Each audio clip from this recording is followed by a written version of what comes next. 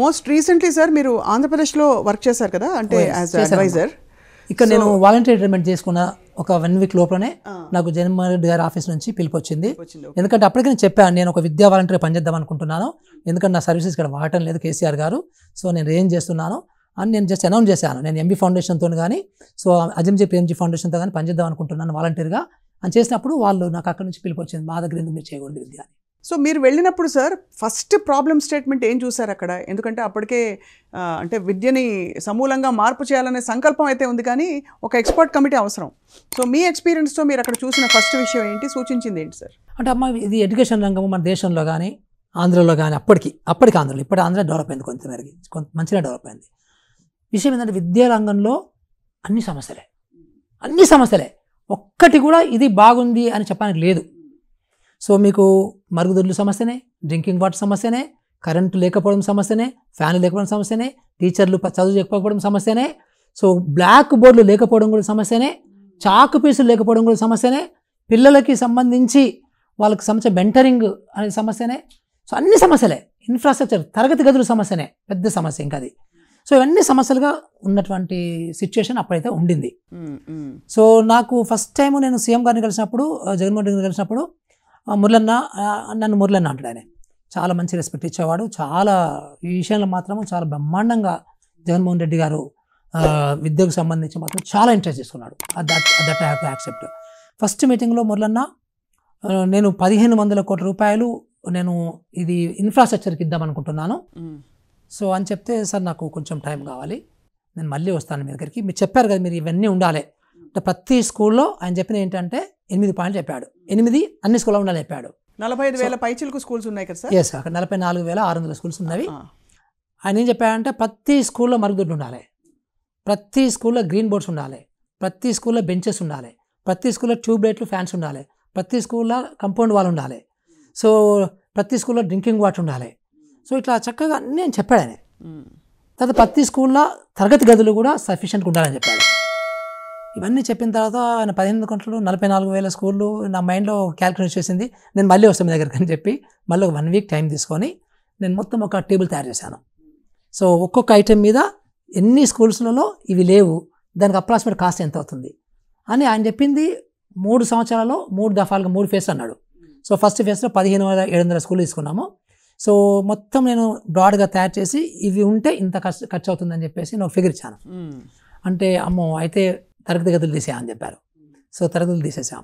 తీసేసిన తర్వాత నేను ఒకటే చెప్పాను. ఆయన ఎప్పుడు అనేవాడు, ఏమనేవాడంటే ఇట్లా ఉన్న స్కూలు ఇలా ఇట్లా ఉండాలన్నాడు. అంత మార్పు రావాలంటే ఇట్స్ 180 degrees చేంజ్ ఇది.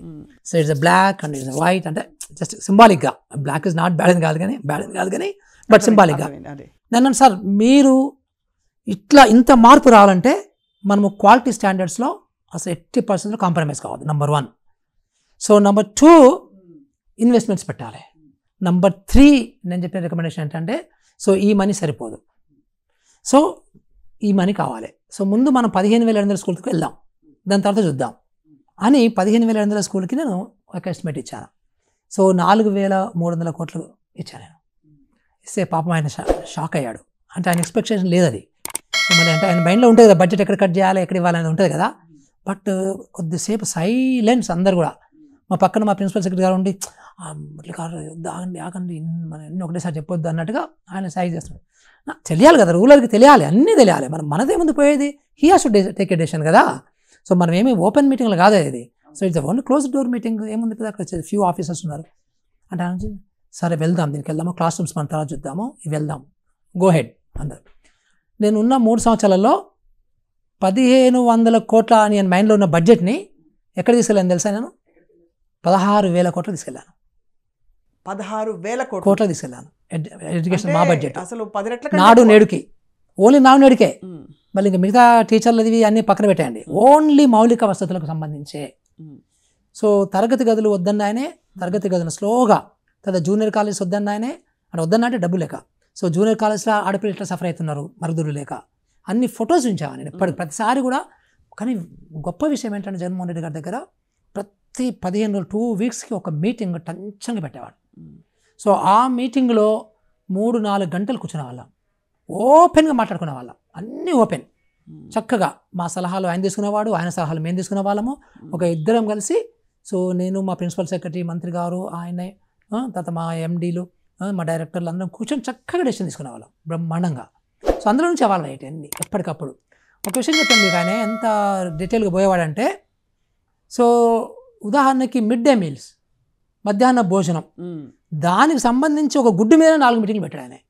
గుడ్డు క్వాలిటీ ఎట్లా ఇంప్రూవ్ చేయాలని దాని మీద. అంటే అంతకుముందు గుడ్డు ఉండేది అసలు? గుడ్డు ఉండేది, కానీ గుడ్డు సప్లైలో, గుడ్డు సైజులో, గుడ్డు క్వాలిటీలో చాలా ప్రాబ్లమ్స్ ఉండేవి. అంటే నేను చెప్తున్నాను ఒక ఎగ్జాంపుల్. సో గుడ్డు మీద అయితేనేమి, తర్వాత మెనూ మీద అయితేనేమి, అంగన్వాడీ మెనూ మీద అయితేనేమి, ఆయన ఎంత టైం స్పెండ్ చేశాడంటే, అటు హోమ్ సైన్స్ ప్రొఫెసర్స్తో పిలిపించి, సో న్యూట్రిషన్ మీద, సో మార్కెట్ను సర్వే చేసి ఏమున్నాయి పిల్లలకి మంచిది అని, చాలా వండర్ఫుల్ డీప్ అనాలిసిస్ ప్రతి ఒక్కటి.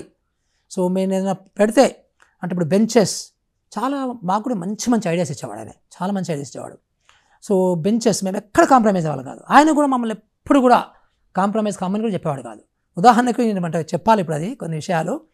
ఒకసారి మేము గాడ్రేజ్ని, బెంచెస్ మీద గాడ్రేజ్ని రిజెక్ట్ చేసాం. మేము టెండర్స్లో పార్టిసిపేట్ చేయడానికి రిజెక్ట్ నో అని చెప్పేసాం. అంటే మనందరికీ గాడ్రేజ్ అంటే ఒక మైండ్లో ఎంత ఉంటుంది. ఎందుకంటే పాతకాలంలో మేము గాడ్రేజ్ ఫర్నిచర్ కొనాలంటే ఆఫీసులకి వీ యూజ్ టు వెయిట్ లిస్ట్లో ఉండేవాళ్ళం. ఒక మేము ఆర్డర్ చేయడానికి 6 months మా సప్లై అయ్యేది. దానికి కొటేషన్స్ ఉండేది కాదు, ఎందుకంటే వాడు వన్ సైడ్ అనమాట. అయినా మేము కొనేవాళ్ళం కొంతమంది ఆఫీసర్లమే క్వాలిటీ గురించి.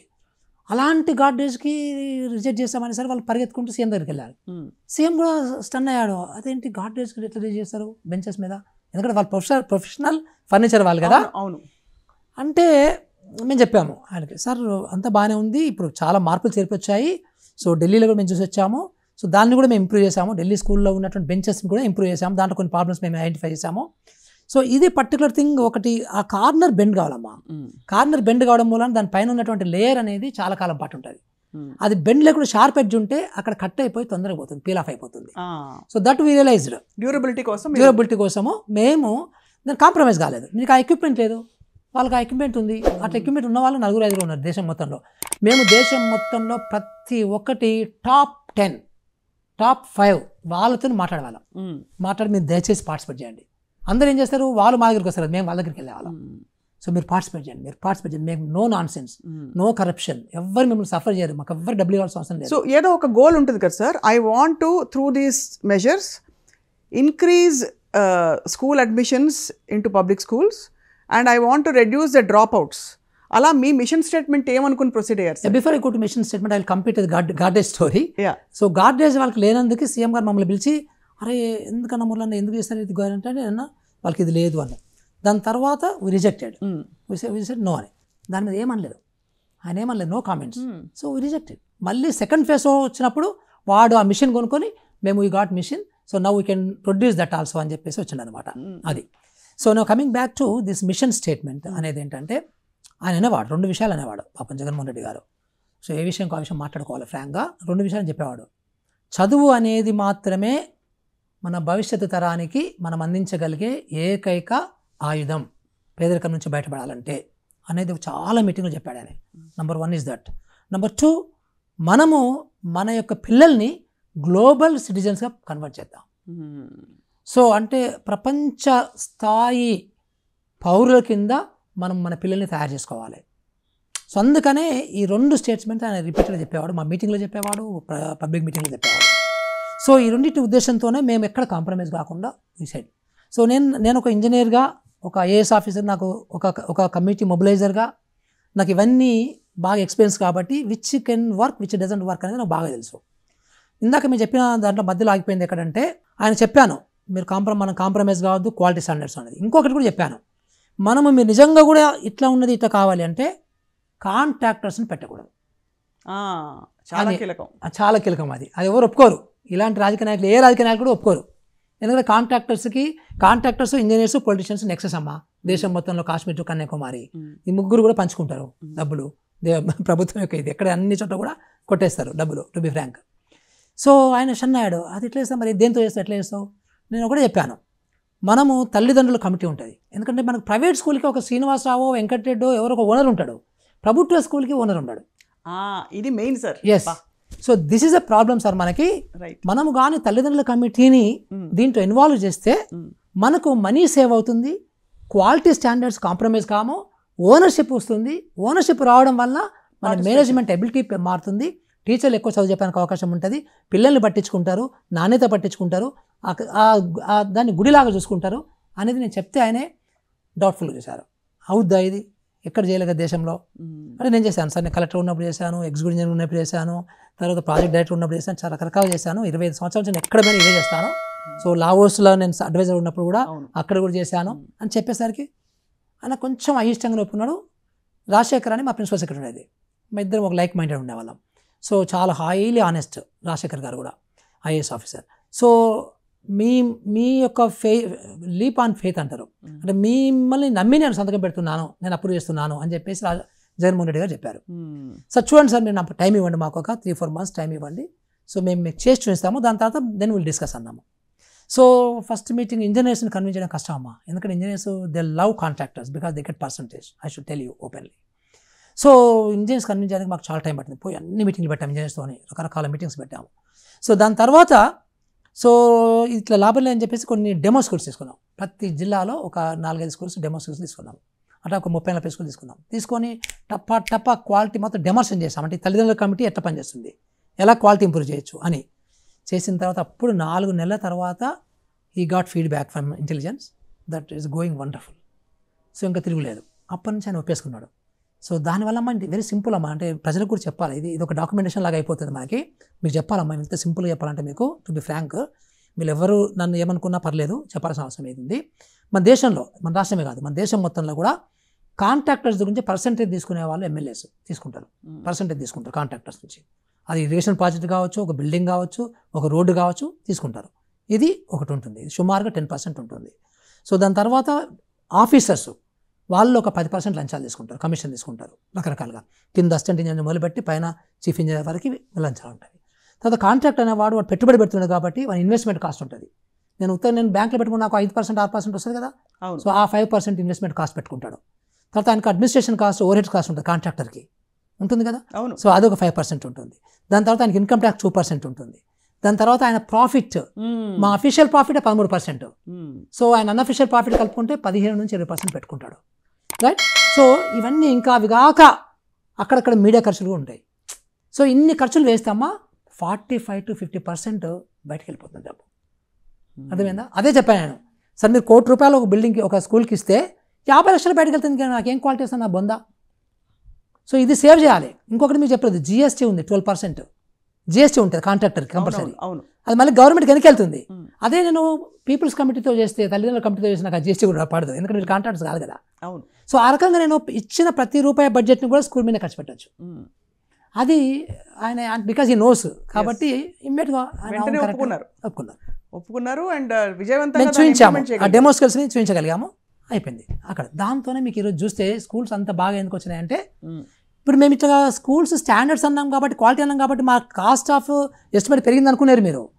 మా కాస్ట్ ఆఫ్ ఎస్టిమేట్స్ రొటీన్గా వాటికంటే కూడా తగ్గింది. ఎందుకు తగ్గింది చెప్పాను, సింపుల్ లాజిక్ మీకు చెప్తాను నేను.